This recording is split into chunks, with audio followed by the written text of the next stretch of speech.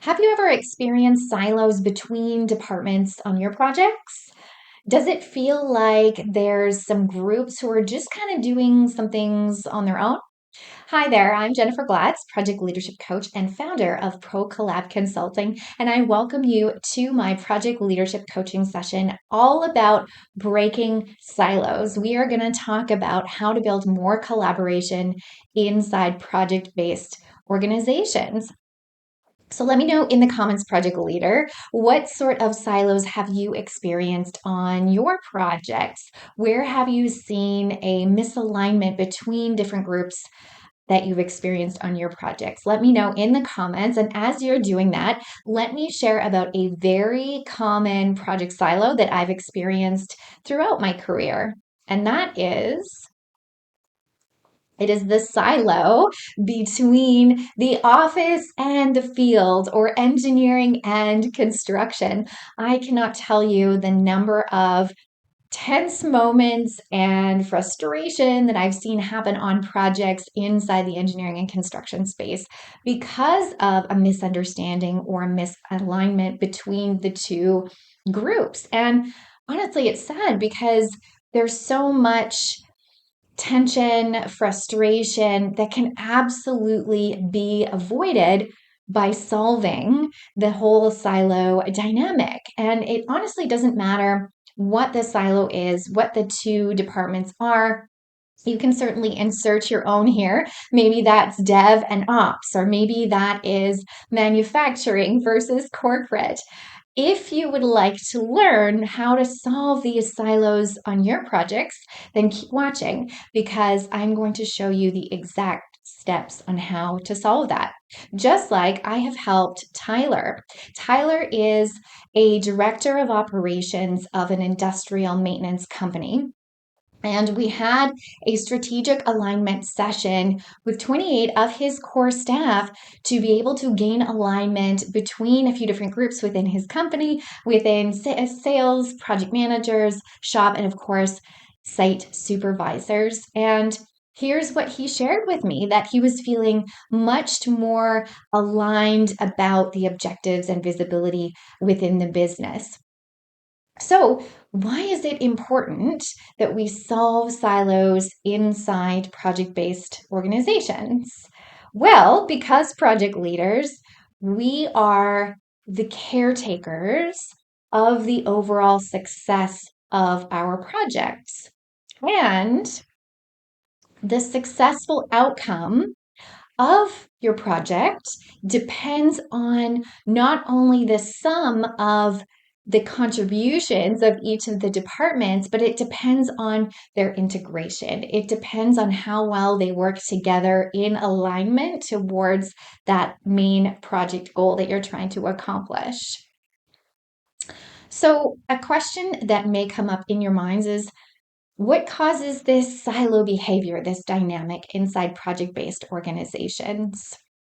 There are many different reasons, and some of them relate to organizational structure. Some of them relate to workplace culture. Some of them relate to some workplace or office politics. And although these reasons are absolutely legitimate, they are absolutely solvable. In this video, I'd really like to narrow down our scope a little bit for the conversation because I'd like to focus on the reasons that project leaders have the authority to change and they have the influence inside of their projects. Does that sound good? Awesome. Okay, so let's talk about what causes silo behavior inside of our projects specifically. The first reason is overwhelm. So, oftentimes, what we'll see is that the project is in a very busy time. Maybe it's experiencing some challenges. And sometimes our people are just overwhelmed with the work that they have on their plate, with the scope that they're trying to manage. And a lot of the times that brings in the feeling of, I just need to work on what I need to work on, my little piece of scope. I just need to focus and get through the things that I need to accomplish. Can you relate to this? I know I certainly can, and there is absolutely nothing wrong with that because projects get busy, things can get overwhelming, and it's a perfectly normal dynamic happening inside of our projects. The second reason that you may need to be aware of is sometimes we are trying to protect our resources, especially if they are limited. So, if your scope or if a group's scope of work has a very tight budget or they have specific resources in terms of technology or people that they need to be successful, sometimes we get into the habit of protecting those resources because ultimately we want to protect our piece of the scope, right? So it makes perfect sense that when we're in a situation of trying to protect the resources that we have on our projects, that can certainly create that silo behavior that you're observing. The third reason is a lack of understanding. Sometimes what happens is we have such a difference between the day to day work and the day to day needs of the work that we can sometimes not understand the other group, not understand what they need to be successful, not understand the stressors that they go through on a daily basis because it makes perfect sense. We have our own stressors, we have our own things that are going on in our project, and it's really tough to get that holistic understanding of what everybody needs. And so silo behavior happens when we don't really understand what's happening on the other side of the fence, and we feel like we don't really have the necessary time to be able to explore that. So that can certainly cause some silo behavior. But ultimately, here's what I'd really like you to understand. It's that silo behavior happens when the silo's needs aren't being met. It's true. It's true. Can you recognize maybe some of the language that's happening inside of your projects around this? Let me give you a couple of examples. Have you ever heard from a project team member, why should I help them if they won't help me? Or have you heard, I don't have time to do their job for them. That's their responsibility. Or maybe this one, they just refuse to acknowledge or even understand how this affects our team or how this affects our piece of the scope. And we're frustrated. Can you relate to any of those, or have you heard any of those phrases within your projects and organizations? Let me know in the comments. Let me know which one resonates with you the most. So now that you're starting to recognize some of the language around silo behavior, here is my objective for this project leadership coaching session. This is for project leaders who want to solve silo behavior inside their projects. And my goal for you through this video is to show you how to break down any silo between any departments and build collaboration inside your projects. And I encourage you to set a goal if you're watching this video to give it a try. Give it a try this week. I'm going to walk you step by step through how to solve this. So I invite you to set a goal for yourself, give it a try this week inside your projects. All right, so let's dive in. Let me introduce you to my framework, Solving the Silo. It is a 4-step process that you can implement anytime, whenever you see silo behavior happening inside your projects. So, step 1 of the framework is to uncover the stressor. What do I mean by uncover the stressor? Okay, so let's go back to, do you remember when I mentioned that silo behavior happens when the silo need is not being met? So that could mean maybe the team is feeling overwhelmed. Maybe the team is trying to protect those limited resources that they need to be successful. Maybe it's a lack of understanding. Or maybe there's something else going on entirely where it is really causing them stress and it's instigating that silo behavior. So I find the best way to uncover this stressor is just ask. Just ask the question. So it might sound something like this. Let me give you a quick example. Hey, Brian, I noticed you've been a little frustrated lately with some misalignment between, uh, the office and the shop about how we're handling inventory. What's happening? Can you share a little bit more about what's going on?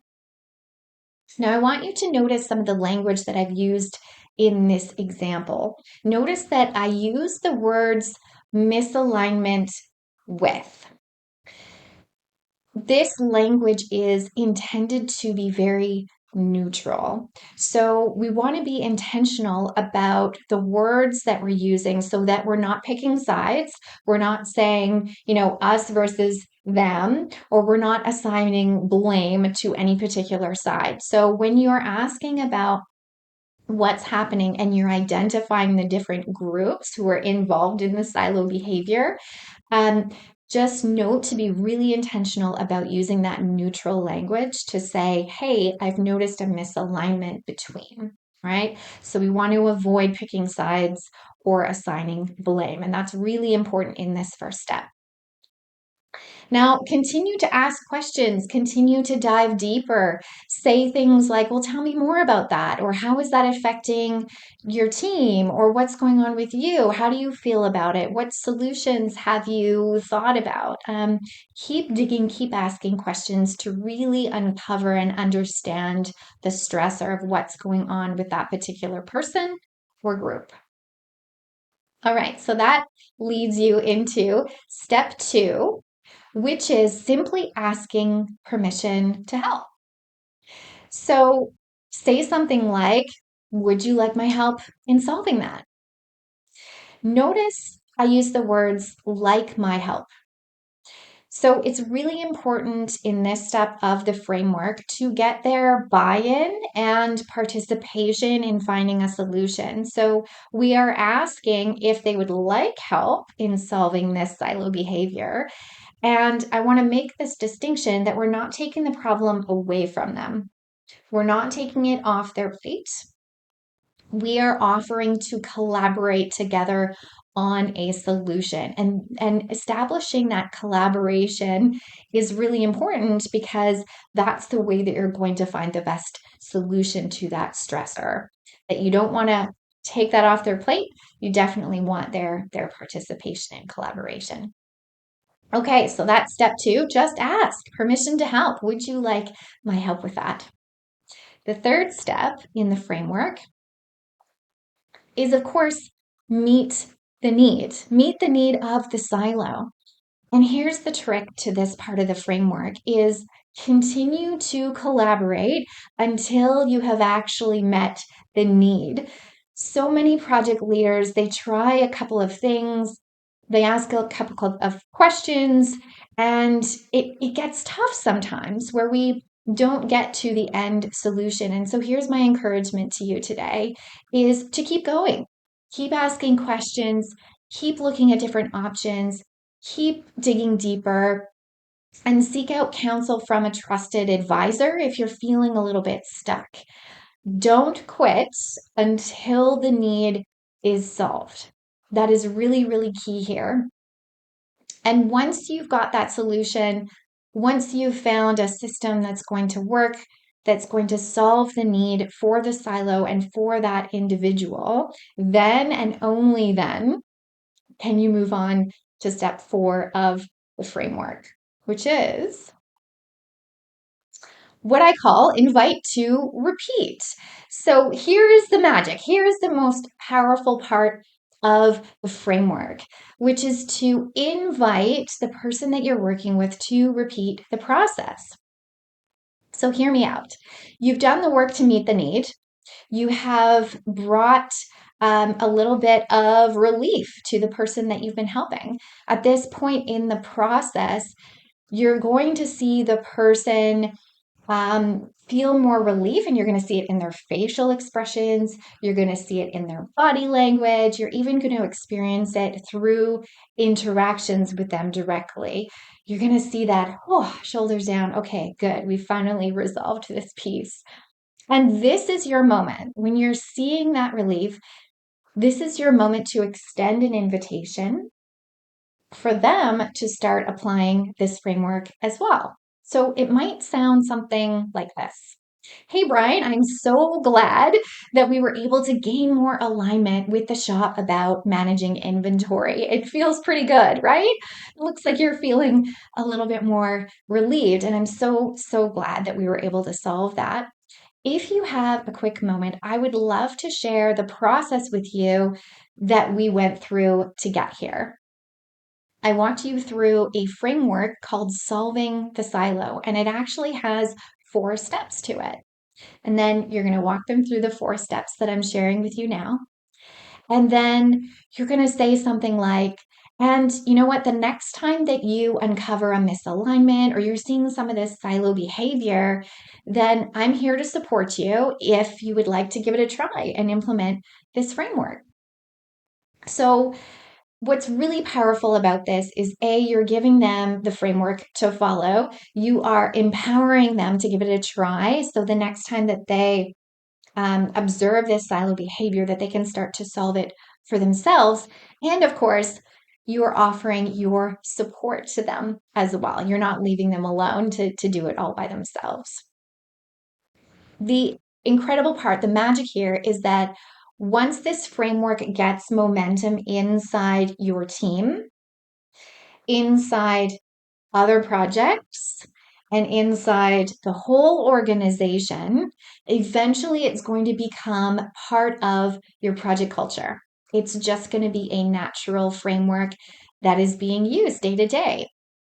And yes, given this is going to require some work upfront by you to get the ball rolling, right? To get everybody on the same page, to get a few people aware of the framework and working. But this is going to have huge returns for you once that momentum gets going inside your organization. So, this step 4 is really super powerful, especially when you start to notice that it's gaining momentum inside your organization. And that's it, those 4 steps. So let's just quickly recap. This is my solving the silo framework. Step 1 is to uncover that stressor, uncover that thing that is truly causing that silo behavior. What is causing the stress that we need to solve? Step 2, get permission to help. Just say, hey, would you like my help with that? Right? And get their buy in that they're going to be part of the solution. Step 3, of course, meet the need and keep going until you find that solution. Keep asking questions, keep digging, keep seeking out answers and support to solve the silo's need. And last but not least, once you see that relief, that is the invitation to invite the other person to repeat the process. So, with this framework, you can solve any silo that is happening inside your projects and create more collaboration overall inside your organization. And just so you know, this is one of many strategies that I have inside my project leader development system. So, to close out our coaching session, let's talk about how you can implement this framework and put it into action. So here's my project leader action plan for you. Step 1, identify one silo that is happening inside your project. Now, it could be a big one, it could be a long, lingering one, or it could even be just a little small one that's happening. But identify one silo that you would like to take action on this week. And then use the framework that I shared with you, those 4 steps. And then once you've had a chance to implement, come on back to this video. Let me know in the comments below. I would love to hear how it went. I love hearing your success stories as you implement these frameworks. So come on back and leave me a comment. And I really look forward to reading those. And if you would like practical tools and my support to help project leaders inside your project-based organization to break down these silos, then I have included a link in the description below where you can book a project leadership development planning session with me as the next step. I really look forward to reading your comments on this video. Let me know how the implementation is going. I love reading your success stories, and I look forward to catching you in my next project leadership coaching session. See you then.